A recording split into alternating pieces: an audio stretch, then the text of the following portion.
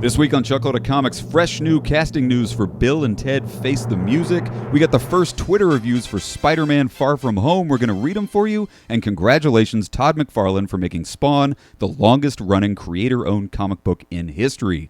All that plus the results of this week's viewer poll right here on Chuckload of Comics.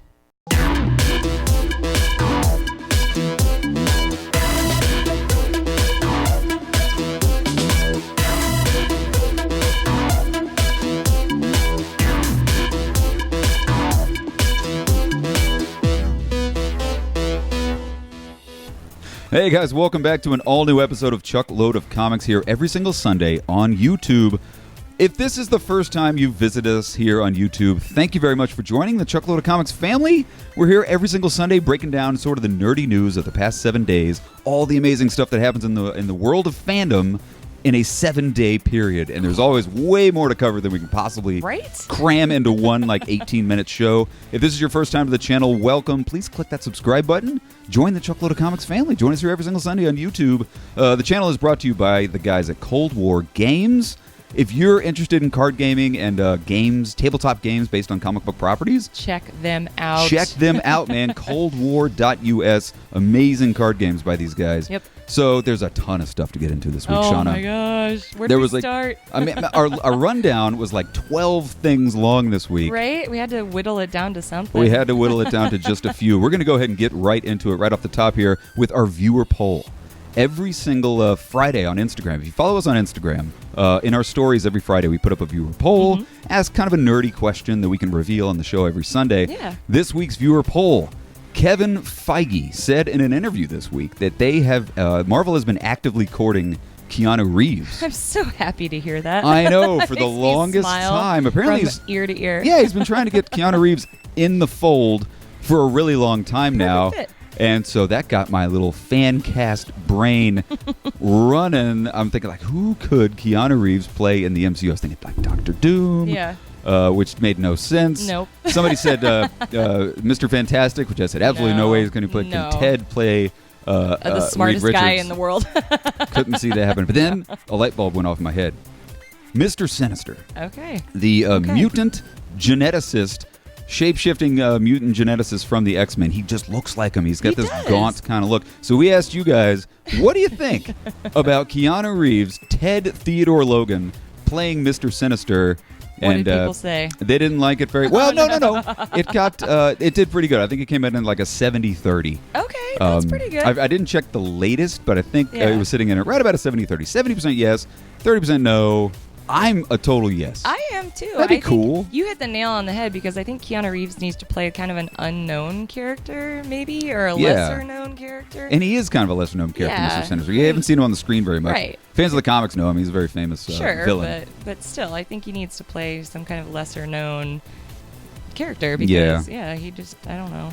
I could see him. Right. He could do anything. He's probably going to wind up being in the Eternals movie. That's true, I would imagine, because they cast Angelina Jolie, and that's a movie they're going to kind of have a hard time putting asses in the seats, right? Because it's very unknown. But of course, people said that about Guardians also. And look what happened there. But I mean, I could see if they put Ted and Angelina in a movie about the Eternals, I think people would go see it. But I think Mr. Sinister would be awesome. Let us know what you guys think in the comments section. I couldn't agree more. And just a reminder, this is from Chuck's brain. My idea. This is not something that we heard from Kevin Feige or anything like that. Just Chuck's idea. Maybe it catches some traction though, man. Maybe people start thinking. Let us know what you think. A, about Mr. Sinister, and B, who do you think Keanu Reeves should play in the MCU if it ever even happens? That's a great question. I think so, too. Well, speaking of Ted Theodore Logan, we are in the midst of the Keanu-sance right now. Where I like that. Keanu Reeves is pretty much in every movie. He's crushing it. We're in the middle of the Keanu-sance, which I like to refer to. This era of filmmaking that we're currently living in. Keanu-sance. Everybody knows Bill and Ted 3 is happening. Yes. They just started filming this week.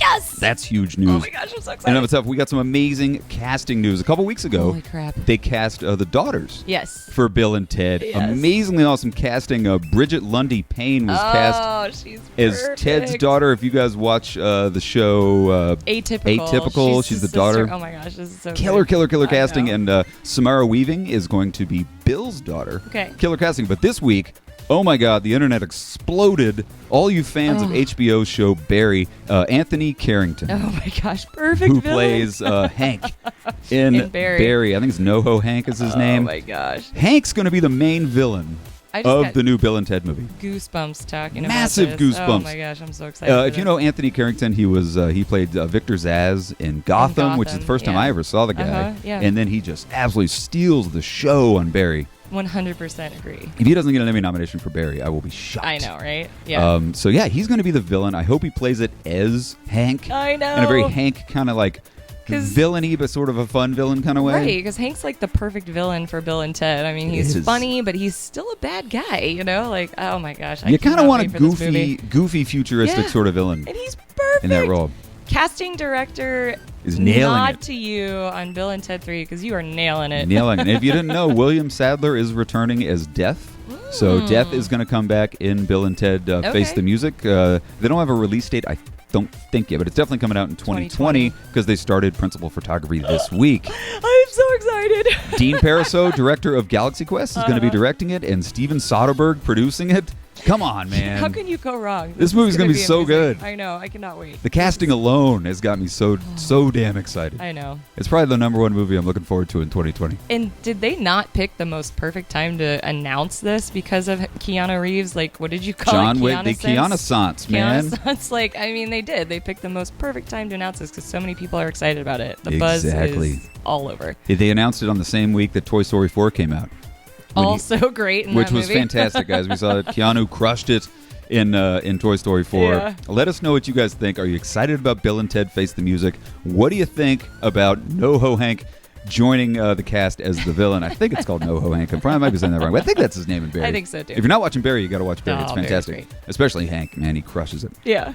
So, guys, moving on. We like every now and again, when a movie's coming out, we like to read Twitter reactions. Mm-hmm. This week is a massive piece of Twitter news right now. So, Spider-Man: Far From Home. Mm-hmm. The critic reviews have not. The embargo has not been lifted, but they did lift the social media embargo. Interesting. So, and they haven't even premiered the movie yet. The movie premieres next Thursday in Hollywood, but a small handful of critics have gone and seen critic screenings.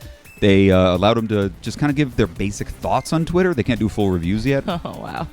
They're saving these reviews because there's some massive spoilers. You probably heard this online. We're going to go ahead and read the Twitter reactions, and they are glowing. Yay! They are amazingly positive. Let's go ahead and get right into them. First one comes from Sean O'Connell. He writes, "Okay, friends, Spider-Man: Far From Home is jaw-dropping. First half is a lot of fun, coasting on the good vibes of the homecoming cast, but that second half is extraordinary in all caps, delivering the best Spidey action ever, most shocking ending in a Spider-Man movie ever. Fans will flip out." Wow. Most shocking ending. In just a Spider-Man movie? In just a Spider-Man movie. It's the most shocking ending in any Spider-Man movie. Well, that's okay. That's insane. That's insanely awesome, man. Review. Well, the next one comes from Kevin McCarthy, who writes, "Far From Home has dethroned Sam Raimi's Spider-Man 2 and is now favorite Spider-Man film." I think he meant my favorite Spider-Man film. What's insane is that I can't even tell you why I'm so in love with this film because it would be a spoiler. Gyllenhaal is incredible. Holland reconfirms as the best Spidey to date. Amazing. Wow. Gyllenhaal crushes it, apparently. He said he's incredible. That's so crazy to me because when I first found out that he was cast for Mysterio, I was like, what? And then I saw the first trailer and I was totally into it. He said he dethroned Sam Raimi's Spider-Man 2 as the best Spider-Man movie ever. Oh, poor Toby. He's so upset. Yeah, maybe he's going to be in the ending. Well, the next one comes from Stephen Weintraub. We quote him a lot on Twitter. He's the head of Collider.com. He wrote, "Absolutely loved Spider-Man: Far From Home. Captures the spirit of the comics and mixes in some amazing movie magic. The second the film ended, I wanted to watch it again. Jake Gyllenhaal is fantastic as Mysterio." Again, Jake Gyllenhaal. Second nod to Jake Gyllenhaal. Well, Stephen Weintraub went on to write. He was so excited, he had to retweet his own tweet. He said, "I know you hear this all the time, but I'm telling you, avoid spoilers on Spider-Man: Far From Home. You will enjoy the film. You will enjoy the film so much more." So, guys, Be super careful about spoilers in this movie. Stay off the internet for a couple weeks here until if you see see a picture of Spider-Man, just scroll right past it. Stay out of the comment sections on social media. We don't need people spreading spoilers because apparently it's a very spoiler-heavy film. Oh my gosh. Well, this last one comes from Eric Davis. Eric Davis writes, Spider-Man Far From Home is funny, exciting, romantic, goofy, and follows Homecoming in being this brilliant ground-level look at Spidey's world and how the events of Avengers Endgame impacted everyday life. Lots of twists and turns, plus some adorable summer romances, too. I'm a big fan. Eric Davis also went on to write. He still wanted to add to his tweet. He went on to write, also, yes, of course, stay for the credits. And while I will say nothing of what you will see, staying for the credits has never been as important and eventful as it is for this particular film, so don't go anywhere. That's the most amazing thing I've heard from all of these Twitter reviews. Oh my god! There's going to be a post-credit sequence that, according to Eric Davis, has never been as important in the entire history of the MCU. Wow. Shauna, what do you think it's going to be? I think it's going to be introduction of Fantastic Four somehow. You think so? And then maybe like with Doctor Doom, or maybe a like hint maybe to Doctor Doom, something like that. Yeah, I think so. Okay. Yeah, I think even if it's something as simple as turning the Avengers Tower into the Baxter Building, something very like that. simple like that. Yeah. That could be totally right. It doesn't have to be a character on screen. It could just be a nod to it in the future. Oh my gosh, this is gonna be great. Or it could announce the next big bad of Phase 4 and 5 of the MCU. Yeah. Just like what they did at the end of Avengers when Thanos did his little head turn. It could be, this is going to be the next guy, the next big villain who's going to be the force to be reckoned with in the next Phase 4 and Phase 5 of the MCU. I can't wait. I don't know, but I'm excited. I'm really worried about spoilers. I know. Crazy worried. I think your theory is right. You don't have to rehash it, but...